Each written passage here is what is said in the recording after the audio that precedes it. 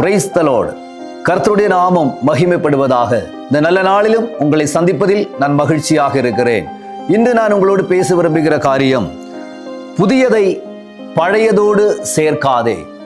தேவனுடைய பிள்ளைகளே, இன்று நம்முடைய வாழ்க்கையில் கர்த்தர் ஒரு புதிய காரியங்களை செய்யும் பொழுதும் நாம் பழையதை குறித்து நாம் அவதிப்படாமல், வியாகுலப்படாமல் புதிய காரியங்களை நோக்கி நாம் செல்லுவோம். வேதத்தில் இப்படி ஒரு காரியம் சொல்லப்பட்டிருக்கிறது.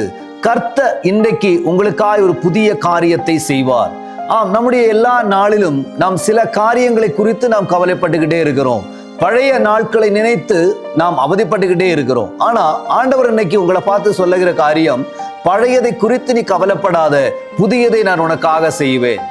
அதனால இன்னைக்கு நம்ம விசுவாசத்தோட கடந்த நாளை குறித்து, கடந்த நாள் வந்த வருத்தங்களை குறித்து, கடந்த நாள் நாம் அனுபவித்த கஷ்டங்களை குறித்து நாம் அது புதிய நாளை சேர்த்து நம்முடைய மனதை நாம் உளைச்சலுக்குள் ஆளாக்காதபடி நாம் விசுவாசத்தோடு, கர்த்தர் எனக்கு புதிய காரியத்தை இன்று செய்வார் என்ற ஒரு விசுவாசத்தோடு நாம் பிரயாணம் போக கர்த்தர் இன்று நம்மை வழிநடத்துவார். நான் ஒரு வேத பகுதியை உங்களுக்கு அறிமுகப்படுத்துகிறேன்.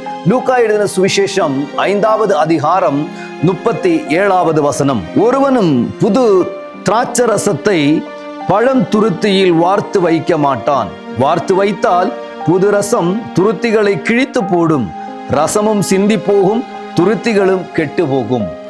தேவனுடைய பிள்ளைகளே, பழைய காரியங்களை நாம் புதிய நாளோடு சேர்த்து வைக்கும் பொழுது, புதிய நம்முடைய திட்டங்களோடு சேர்த்து வைத்து நாம் பார்க்கும் பொழுது, சில நேரங்களில் நம்முடைய எல்லாம் நமக்கு ஒரு இழப்பாகவே மாறிவிடுகிறது. ஆனால் இந்த வேத பகுதியிலிருந்து நாம் பார்க்கும் பொழுது, பழையதை எல்லாம் மறந்து ஒரு புதிய நாளுக்காக, ஒரு புதிய அனுபவத்திற்காக, ஒரு புதிய வாழ்க்கைக்காக, ஒரு புதிய நாளுக்காக நாம் தொடங்குகிறவர்களாக மாறும்படி கர்த்தர் இன்னைக்கு நம்மளோடு விரும்புகிறார்.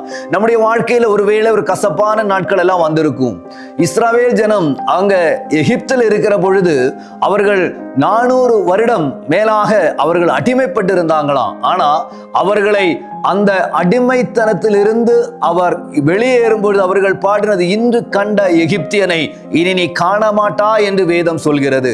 அப்படி வந்த அதே இஸ்ரவேல் ஜனம் அவர்கள் அநேக நாட்களிலும் அவர்கள் அந்த எகிப்தை குறித்தே நினைத்து கொண்டு இருந்தார்கள் என்று நாம் வேத பகுதியில் பார்க்க முடியும்.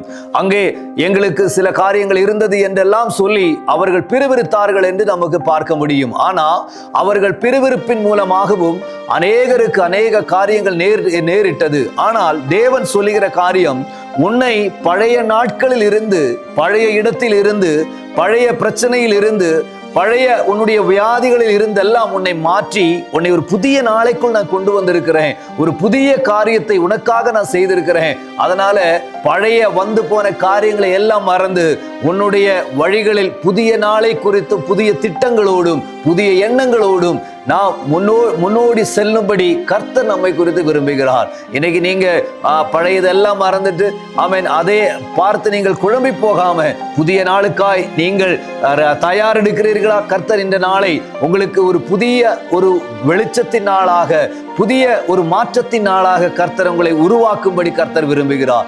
பிரியமானவர்களை, நான் உங்களுக்காக நான் ஜெபிக்கிறேன். கடந்த நாள்ல உங்க துக்கத்தை, உங்களுடைய பிரச்சனைகளை எல்லாம் மாற்றி ஆண்டவர் இன்றைக்கு எனக்கு சமாதானத்தையும் சந்தோஷத்தையும் எனக்கு கொடுத்திருக்கிறார்.